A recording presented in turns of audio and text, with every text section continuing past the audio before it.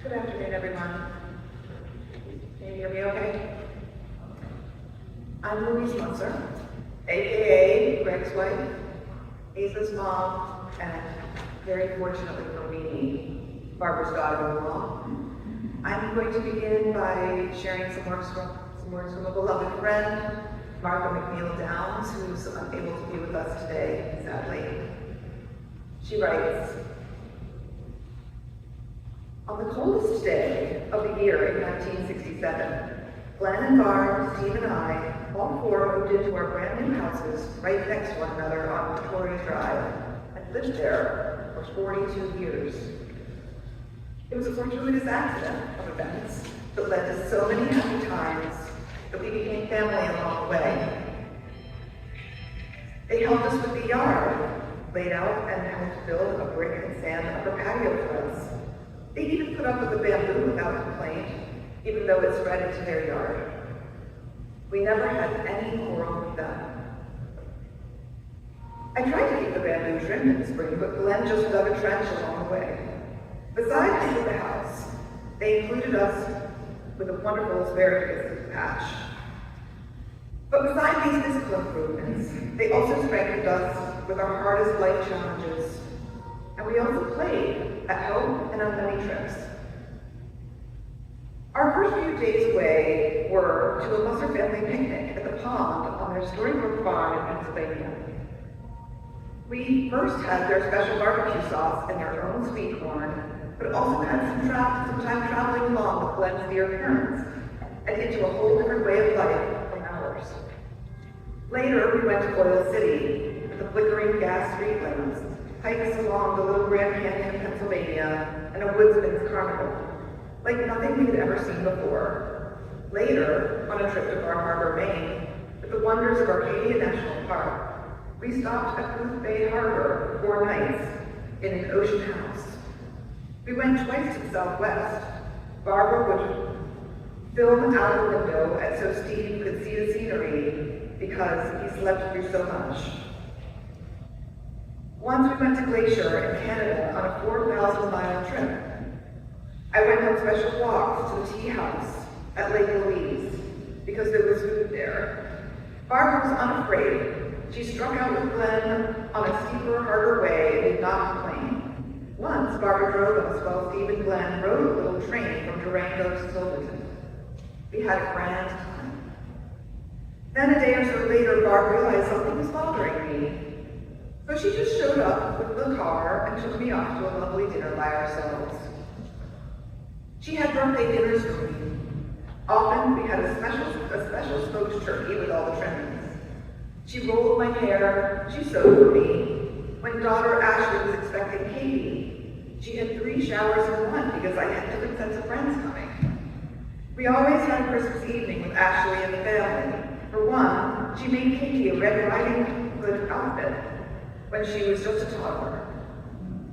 And when son Trumper was fighting for his life with lymphoma, she came with me to a chemo session. She looked at him, frail and thin from his total body radiation, and she said she would trade places with him. What a great sacrifice. Their whole family had gone to be with him on Christmas Day rather than spend it at home. When my mother had broken her hip in North Carolina and had worsened, she and Glenn quietly changed their plans and stayed with me for a few more days. She and Glenn had visited my parents in Arkansas and spent 2 nights with them on one of their trips. When Steve had surgery scheduled too soon after Ashley was born, she took him to the operation. The last time Steve went into any sort of social event was Ashley's wedding to Justin. Steve wore down from exhaustion. Barbara got him home to one of the nurses. And finally, when Steve died, soon after Barbara and Glenn had gone to Florida for the winter, they flew home to help me through the final goodbyes and gave me a video of so many of our trips. They continued to come see me in my current home. Barbara and I were always the last ones up, still watching our favorite Masterpiece Theater and mystery shows. I don't recall ever asking Barb for help with anything that she didn't readily do. Barbara was selfless and giving and my dear, dear friend. I loved her deeply.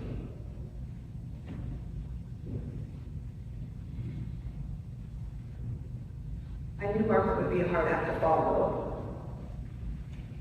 My remarks echo hers in many ways, affirming Barbara's constancy across time.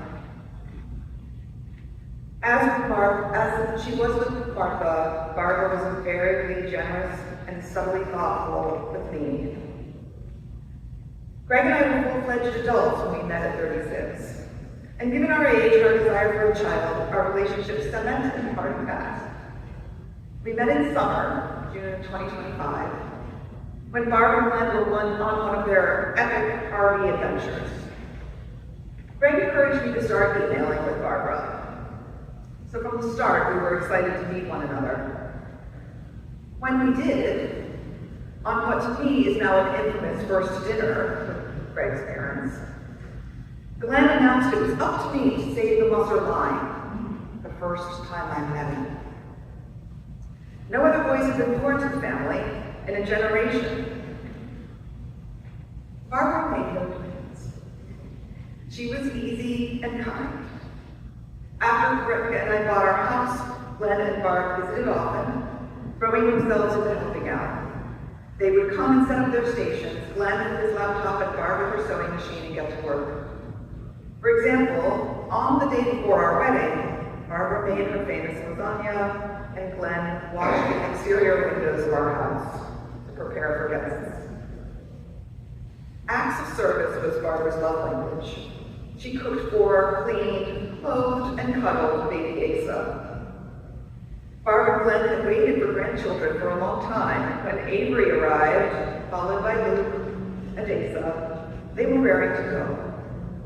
Spoilage of all sorts ensued. They were incredibly present and caring grandparents, as Avery's handmade collection of childhood costumes will confirm. Parkinson's is a cruel and slow disease. Glenn became a vigilant full-time caretaker.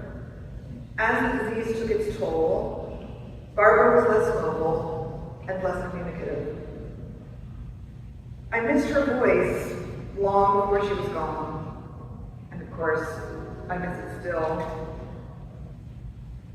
May Barbara's life and memory be a blessing to us all.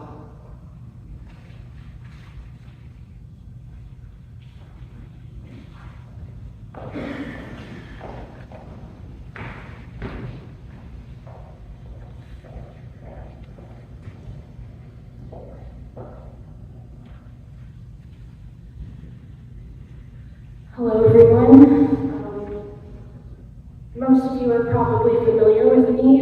I'm Avery, Barbara's first grandchild and only granddaughter.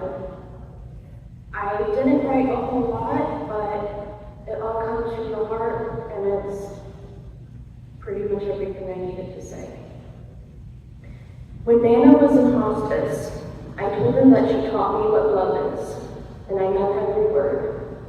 Her love and the person that she was made my childhood magical.